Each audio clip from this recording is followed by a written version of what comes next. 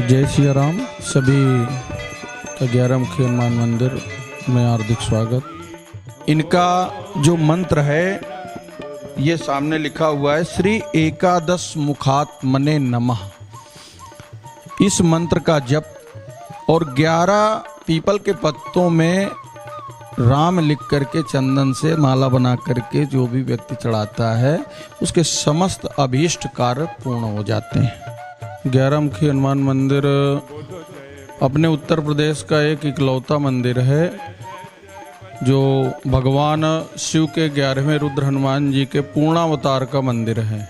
विशेषकर हम लोगों ने जब स्थापना की उसके पूर्व हनुमान जी का एक स्वरूप हमारे स्वप्न में आने लगा, तो हम लोगों ने मिल करके उस स्वरूप का एक स्केच बनवाया, फिर जाकर के संपर्क किया, सभी शास्त्रों से निकाला, तो वो हमें 11 मुखी हनुमान जी का रूप प्राप्त हुआ और फिर एक मूर्ति का स्वरूप दिया गया। जिस स्वरूप में बाबा ने दर्शन किए उसी स्वरूप में आज हम बाबा के दर्शन सब प्राप्त कर पा रहे हैं। तो इनका वर्णन हमको अगस्त संहिता, भविष्य पुराण, सूर्य पुराण आदि में मिला, जिससे देवताओं की रक्षा हेतु जिस समय रावण ने नवग्रहों को बंदी बना लिया तो उस समय सृष्टि में हाहाकार मच गया, क्योंकि सृष्टि का संचालन नवग्रहों से ही होता है। आदि देवता, प्रत्यादि देवता जो भी थे, जब सब बंदी हो गए तो सृष्टि में हाहाकार मचने लगा। तो हनुमान जी ने जाकर के बाल स्वरूप में रोका,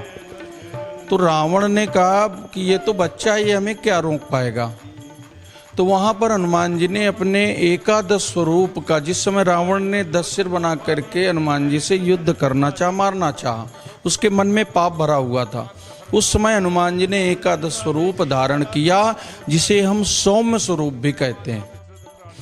इनके मुखों का वर्णन इस प्रकार से है कि वाराह मुख, रुद्र मुख, हैग्रीव, नाग मुख, सौम्यायन, ब्रह्म मुख, नरसिंह मुख, गजमुख, गरुण मुख और विष्णु भगवान का मुख है। और मध्य में जो मुख है वो भगवान हनुमान जी का है। हृदय में सीताराम जी विराजित हैं और दोनों हाथ से प्रभु आशीर्वाद की मुद्रा में है। और इस प्रकार की जो प्रतिमा बनाई उसने जयपुर में, उसने कहा कि प्रभु दोबारा ये मूर्ति नहीं बन पाएगी, और संयोग से बनी भी नहीं। एक गंगानगर में मंदिर बना, उन्होंने प्रयास किया कि इस प्रकार से बन जाए, लेकिन नहीं बन पाई। और ये हमारे उत्तर प्रदेश का एक इकलौता मंदिर है जहाँ पर आकर के हर व्यक्ति अपनी मनोकामनाओं को पूर्ण कर रहा है। हम लोग कई शास्त्रों में रुद्र यामल तंत्र में 11 मुखी कवच और ब्रह्मा जी के द्वारा अगस्त मुनि को उपदेश किया गया, तो उस समय अगस्त मुनि की पत्नी ने प्रश्न किया कि प्रभु हनुमान जी के बारे में आपने सब कुछ तो बतला दिया, लेकिन इनका एकादश स्वरूप क्या है, उसकी क्या महत्ता है। तो उन्होंने अपनी पत्नी लोप मुद्रा को उस कवच के बारे में बतलाया, जिसको धारण करके वो बहुत प्रसन्न हुई। हनुमान जी कलयुग के राजा हैं और हम लोग जब से 2013-16 मई अक्षय तृतीया पड़ी थी, उसमें स्थापना हुई थी प्रातःकालीन, और बड़े ही दिव्य आचार्यों के द्वारा हमारे गुरुदेव श्री श्री परम श्रद्धेय प्रातः स्मरणीय निर्मोही अखाड़ा के श्री महंत श्री रामाश्रय दास जी महाराज की इसमें बहुत बड़ी प्रेरणा और उनका आशीर्वाद रहा। वहाँ के सभी लोग जानते हैं कि इस स्थान के लिए उन्होंने बड़ा आशीर्वाद दिया।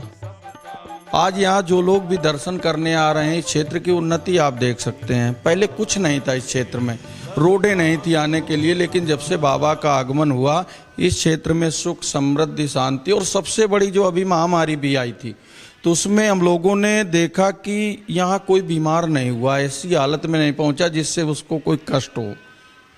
तो ये बाबा की बहुत बड़ी अनुकंपा, और जब भी कोई संकट आता है इस क्षेत्र के लोग जय जयकार करते हुए आते हैं और अपनी मनोवांछित कार्य सिद्धि है। सबसे बड़ी बात कि हम लोगों ने 13 साल में देखा, जो नवयुवक आ रहे हैं, दूर दराज से लोग आ रहे हैं, उनकी सभी मनोकामनाएं पूर्ण होती हैं। आज बच्चे बहुत सी सरकारी सेवाएं दे रहे हैं और यहाँ पर जिनके असाध्य रोग थे वो भी ठीक हुए। यहाँ पर किसी भी प्रकार का ये नहीं है कि आप प्रसाद लेकर के आइए, बाबा का दरबार है, सबको निरंतर प्रसाद वितरित हो रहा है 2013 से। निरंतर यहाँ आयोजन होते रहते हैं। जैसे हम लोगों ने अभी किया मई में, तो वो आयोजन बहुत सफल रहा और आपके धर्म संस्कार चैनल ने उसको कवर भी किया। तो देखने में आया कि कितनी भारी संख्या में लोग आए, भंडारा हुआ। जो लोग आकर के अर्जी लगाते हैं उनकी अर्जी पूर्ण होती है। बहुत से लोग, अभी मुंबई से एक भक्त थे, उन्होंने सवा मनी मानी, उनका कार्य पूर्ण हो गया। ऐसे बहुत से लोग जुड़े हैं। तो इनके स्वरूप का दर्शन प्राप्त करके नाना प्रकार की आदि व्याधियों से कलयुग में व्यक्ति घिरा हुआ है। तो प्रायः जो भी व्यक्ति इनकी शरण में आ जाता है, एक बार तो दर्शन प्राप्त कर कृतार्थ हो ही जाता है। और जब व्यक्ति कृतार्थ होता है तो उसका जीवन सफल हो जाता है। श्वेत रंग है क्योंकि ये सीता जी ने जब सिंदूर लेपन हनुमान जी ने किया था, ये उसके पूर्व का स्वरूप है। तो इसलिए ये श्वेत में है। कर्पूर गौरम करुणावतारम के भगवान शिव के अवतार हैं, इसलिए श्वेत हैं। उस समय सिंदूर धारण नहीं किया था। देखिए, कलयुग में सबसे बड़ी बात है कि व्यक्ति निर्मल मन जन सो मोहि पावा, मोहि कपट छल छिद्र न भावा। हनुमान जी का सूत्र है। आप जिस समय हनुमान मंदिर या किसी भी देवालय के लिए चलें तो उस समय आप निर्मल हो जाएं, अपने मन को पवित्र कर लें और आकर के यदि 11 बार भी आप सीताराम संकीर्तन कर लेते हैं, हनुमान चालीसा का पाठ, कलयुग में तो विशेषकर नाम का आधार लेना।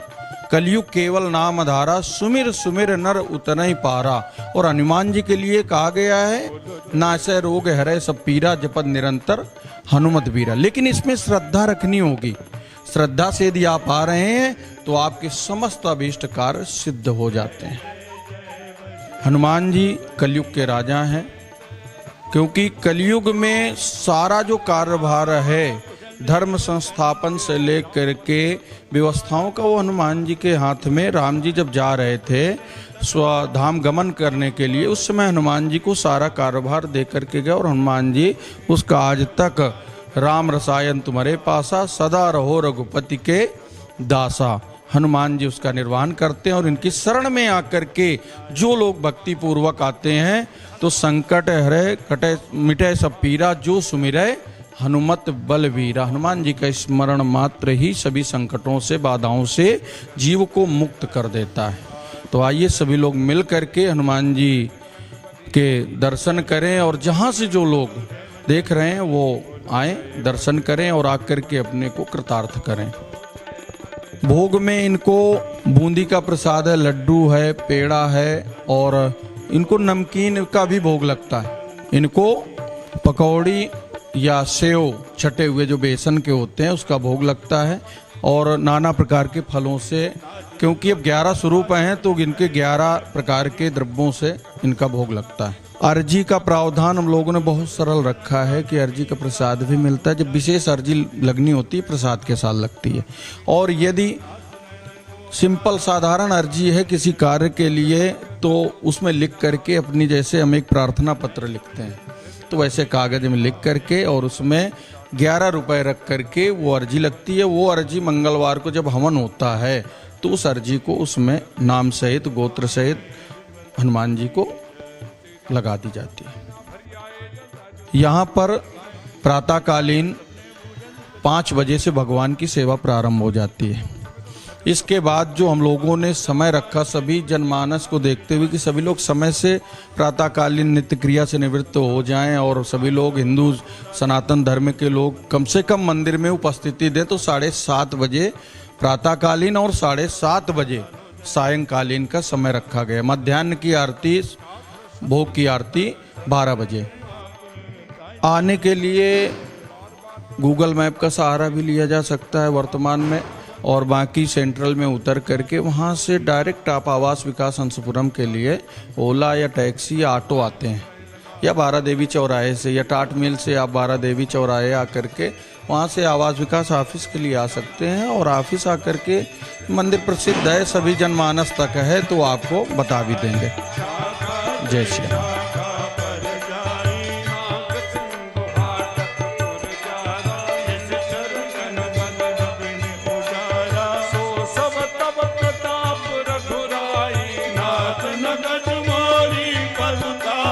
जय बजरंग।